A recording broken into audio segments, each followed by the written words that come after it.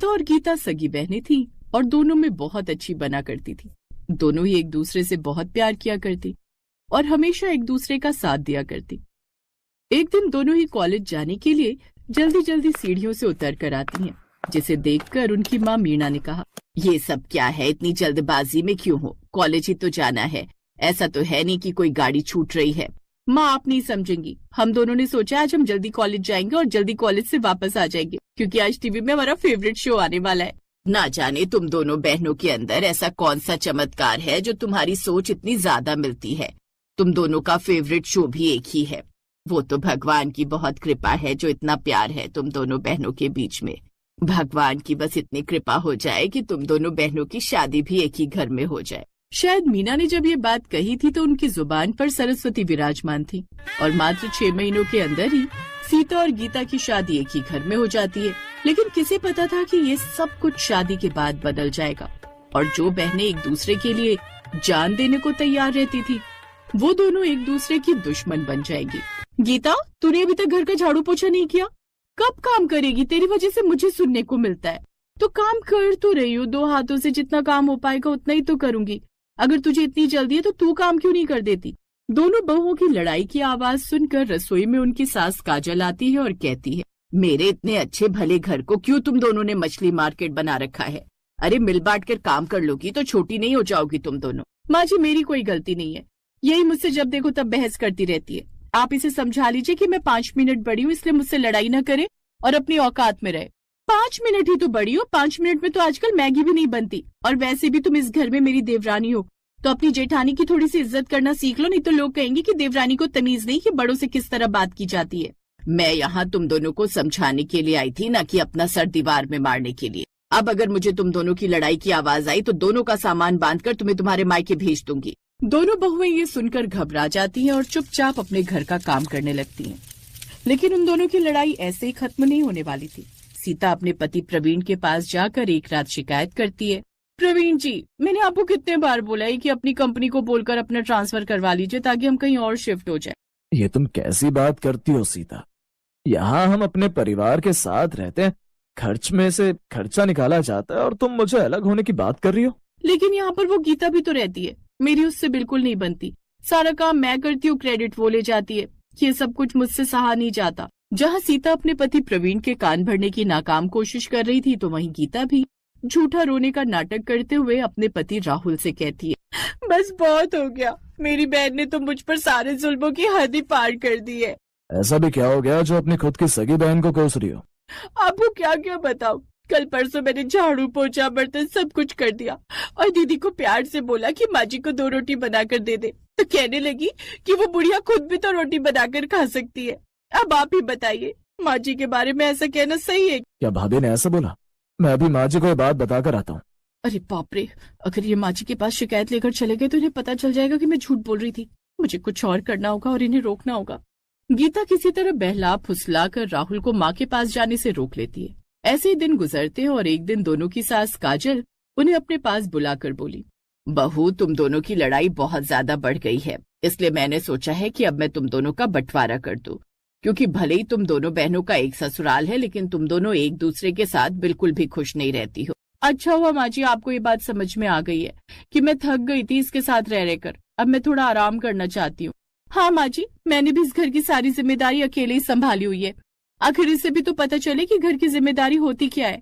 अब काजल दोनों बहनों को अलग कर देती है और साथ में एक शर्त भी रखती है, ठीक है अब निचली मंजिल पर सीता बहू रहेगी और ऊपरी मंजिल पर गीता बहू रहेगी, लेकिन शर्त यह है कि तुम दोनों अब ना ही एक दूसरे को देखोगी और ना ही एक दूसरे से बात करोगी।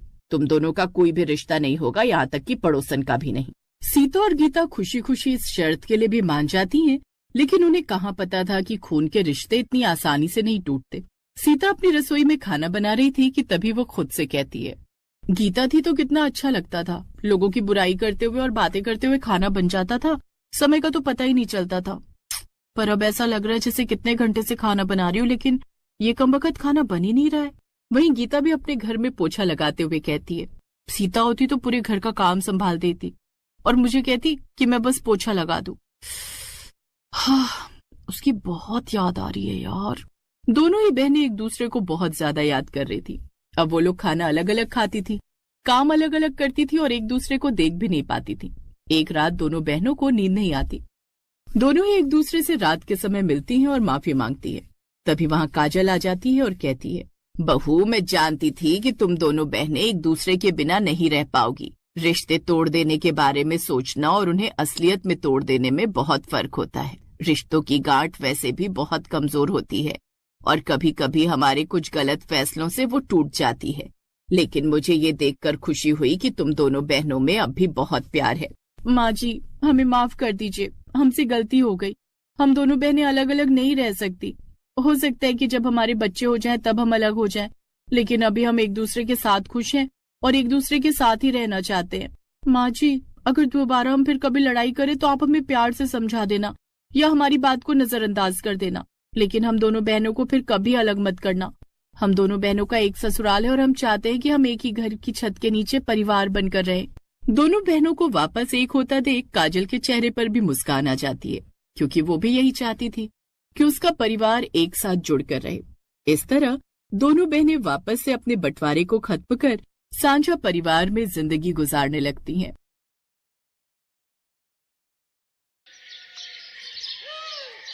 ये है अंजलि, 3 भाइयों की इकलौती बहन। बचपन में ही अंजलि के सर से माँ बाप का साया हट गया।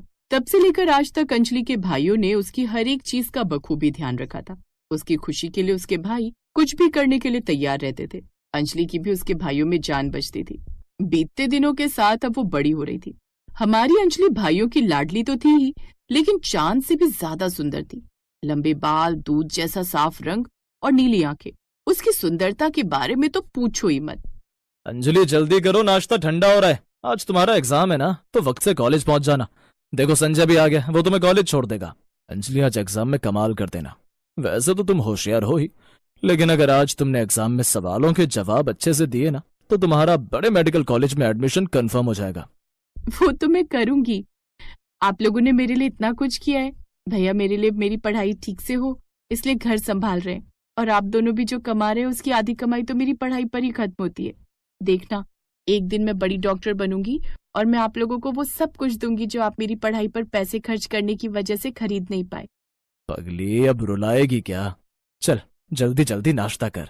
और हाँ, जब भी एग्जाम देने जाते हैं ना, तो टाइम पर नहीं, टाइम से पहले पहुंच जाना चाहिए, क्योंकि क्या पता कभी कभार ट्रैफिक लग जाए।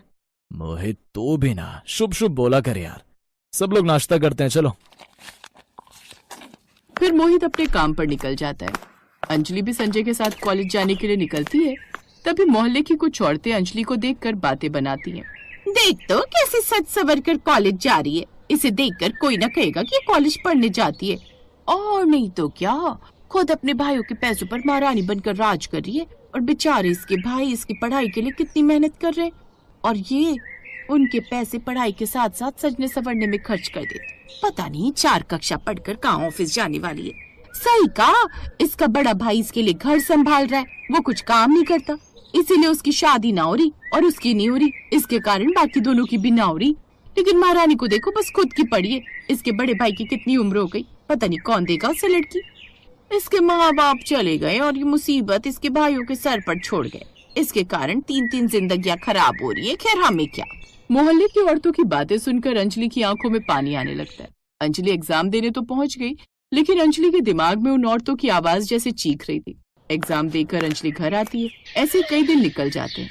आजकल अंजलि बड़ी खामोश रहने लगी थी, हमेशा पढ़ाई करती दिखती। अंजलि आजकल घर के काम कर रही थी। कुछ दिनों बाद अंजलि का रिजल्ट आता है। अंजलि, ये क्या, एग्जाम में तेरे इतने नंबर कम कैसे आए? तूने तो बहुत दिल लगाकर पढ़ाई की थी। इतने कम नंबर पर तो तुझे कहीं भी एडमिशन नहीं मिलेगा। अरे नहीं नहीं, हमारी अंजलि तो बड़ी होशियार है। तुझसे कुछ गलती हुई होगी तो फिर से चेक कर। भाई, मैं ऑलरेडी 3 बार चेक कर चुका हूँ। इस बार अंजलि ने आपका यकीन तोड़ दिया है। क्या भैया, आपने एडमिशन, पढ़ाई, नंबर ये सब लगा रखा है? मुझे इन सब में कोई इंटरेस्ट नहीं है। लड़की हूँ मैं, मुझे घर के कामों में ध्यान देना चाहिए। आप लोगों ने मेरे लिए पहले ही बहुत त्याग किए। अब आप लोग अपनी जिंदगी की ओर ध्यान दीजिए। जितना पढ़ना था मैं पढ़ चुकी हूँ, अब मुझे नहीं पढ़ना। अंजलि की बातें सुनकर अंजलि के भाई हैरान हो जाते हैं। आगे ऐसे ही कई दिन निकल जाते हैं। अंजलि के भाई उसे समझाने की लाख कोशिश करते हैं, लेकिन अंजलि उनकी बात नहीं मानती। अब अंजलि का बड़ा भाई भी बाहर काम करने जाने लगा था। अंजलि घर के कामों के साथ साथ अपने भाइयों के लिए रिश्ते भी ढूंढ रही। ऐसे ही एक दिन अंजलि के भाइयों के लिए 3 सगी बहनों का रिश्ता आता है। अगले कुछ ही दिनों में अंजलि के भाइयों की शादी हो जाती है। एक दिन अंजलि किचन में काम कर रही थी तब, अंजलि ये सब काम तुम क्यों कर रही हो? अब घर में तुम्हारी 3 भाभियां हैं, तुम जाकर आराम करो या फिर तुम्हें जो काम पसंद हो सिर्फ वो करो। जी भाभी। अंजलि की भाभियां भी अंजलि का बड़ा ध्यान रख रही थी, अंजलि को समझने की, पहचानने की कोशिश कर रही थी। बीतते दिनों के साथ अंजलि की अपनी भाभियों के साथ अच्छी दोस्ती हो गई। अंजलि उनसे बातें तो करती थी, लेकिन अंजलि के चेहरे पर हमेशा उदासी रहती थी। कई दिन अंजलि को खुश रखने की कोशिश के बाद अब अंजलि की उदासी का कारण जानने का अंजलि की भाभियों ने ठान लिया था। ऐसे में एक दिन एक लड़का अंजलि के घर आता है। तब सिर्फ घर में अंजलि की भाभियां थी। भाभी, अंजलि कहाँ है? अंजलि तो अपने भाइयों के साथ बाहर गई है, लेकिन आप कौन है? मैं निशांत हूँ, अंजलि के बचपन का दोस्त।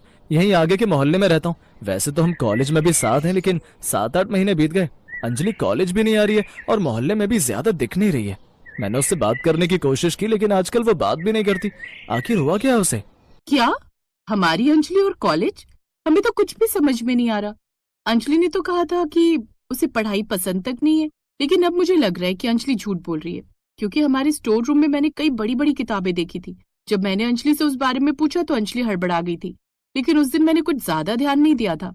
हाँ, अंजलि कुछ तो छुपा रही है, क्योंकि पढ़ाई में उसकी जान बसती है। मुझे तो यकीन नहीं हो रहा कि अंजलि ने पढ़ाई छोड़ दी। भाभी, हो सके तो उसे फिर से एडमिशन दिला देना। मैं चलता हूँ। लेकिन निशांत की बातों ने अंजलि की भाभियों को उलझन में डाल दिया था। उस दिन उन्हें पता चला था कि पढ़ाई से दूर रहना ये अंजलि की उदासी का कारण होगा। लेकिन आखिरकार अंजलि पढ़ाई क्यों नहीं कर रही थी? उसे पढ़ाई इतनी पसंद होने के बावजूद भी क्या वजह होगी अंजलि के पढ़ाई से दूर रहने की? ऐसे कुछ दिन बीतते हैं। एक दिन अंजलि की भाभियां ठान लेती हैं कि वो अंजलि की पढ़ाई के बारे में अंजलि के भाइयों से बात करके रहेगी। सुनिए जी, परसों अंजलि का दोस्त निशांत हमारे घर आया था। उससे पता चला कि अंजलि पढ़ाई में बहुत होशियार है, वो पढ़ना लिखना चाहती थी, फिर भी उसने अचानक पढ़ाई छोड़ दी। क्यों? क्या वजह है इसकी? हाँ, हमारी अंजलि कॉलेज की टॉपर थी, पढ़ लिख कर बड़ी डॉक्टर बनना चाहती थी। लेकिन अचानक एक दिन वो एग्जाम देने गई और उस दिन से जैसे उसके चेहरे की खुशी ही गायब हो गई। पहली बार अंजलि के एग्जाम में कम अंक आए। उस दिन अंजलि ने पढ़ाई हमेशा के लिए छोड़ दी। उसने हमें इसकी वजह भी नहीं बताई और घर में उसकी पढ़ाई के बारे में बात करने से भी मना कर दिया। पढ़ाई के साथ साथ उस दिन से अंजलि की हंसी भी छूट गई। हमने कई बार अंजलि से बात करने की कोशिश की, लेकिन वो पढ़ाई के बारे में कुछ बातें ही नहीं करती। एक दिन मोहल्ले की एक छोटी नेहा घर आती है। भाभी, मुझे आपको कुछ बताना है, लेकिन आप प्रॉमिस करो आप किसी को नहीं बताओगी। हाँ बच्चा, बोलो ना, मैं नहीं बताऊंगी किसी को। हाँ, हमारी अंजलि दीदी उस दिन एग्जाम देने जा रही थी, तो मेरी दादी और कमला दादी आंटी से अंजलि दीदी के बारे में बहुत बुरी बुरी बातें कर रही थी। इसकी वजह से उसके भाई की शादी नहीं हो रही, भाइयों का पैसा पढ़ाई पर उड़ा रही है, और ये कितना मेकअप करती है, गोरा दिखने के लिए क्या कुछ नहीं लगाती, पढ़ लिख कर कौन सी अफसर बनने वाली है। ये सब ना बातें कर रही थी। तो ये सब सुनकर अंजलि दीदी बहुत रोने लगी। उस दिन अंजलि दीदी का एग्जाम भी अच्छा नहीं गया। तब से लेकर आज तक मैंने अंजलि दीदी को एक बार भी हंसते हुए नहीं देखा। भाभी, प्लीज आप मेरी अंजलि दीदी के चेहरे पर फिर से वो हंसी, वो चमक लेकर आइए ना। नेहा की बातें सुनकर अंजलि की भाभियां चौंक जाती हैं। अगले दिन सुबह अंजलि जब नींद से उठती है तो वो देखती है कि उसके कमरे में फिर से उसका स्टडी टेबल आ गया है। भाभी, ये किताबें यहाँ कैसे आई? मैंने आपको कहा था ना ये कबाड़ी वाले को देने के लिए है। हमारी चांद की तरह सुंदर दिखने वाली ननद दिल से इतनी पत्थर होगी, हमने तो सोचा भी नहीं था। अंजलि, तुम्हें पढ़ाना, अपने पैरों पर खड़ा करना, यही सपना बचपन से तुम्हारे भाइयों ने देखा है। ये तुम्हें पता होने के बावजूद मोहल्ले की कुछ औरतों की बकवास तुम्हारे लिए तुम्हारे भाइयों के सपने से बड़ी हो गई। तुम पर डिपेंड करता है तुम्हें किसका क्या सुनना है। तुम्हारी जगह मैं होती ना तो उनकी बातें सुनकर मैं हार नहीं मानती, उल्टा और ज्यादा पढ़ाई करती, ताकि उन्हें पता चले कि लड़कियां भी पढ़ लिख कर ऑफिस जा सकती हैं। चलो अंजलि, फिर से पढ़ाई शुरू करो। मुंह से बड़बड़ करने वाली उन औरतों को तुम्हारी कामयाबी से जवाब दो। भाभियों की बातें सुनकर अंजलि में पुराना जोश वापस आ गया था। अंजलि ने फिर से पढ़ाई शुरू की, फिर से एग्जाम दिया। कुछ दिनों बाद अंजलि का रिजल्ट आया। इस बार अंजलि अच्छे अंकों से पास हो गई।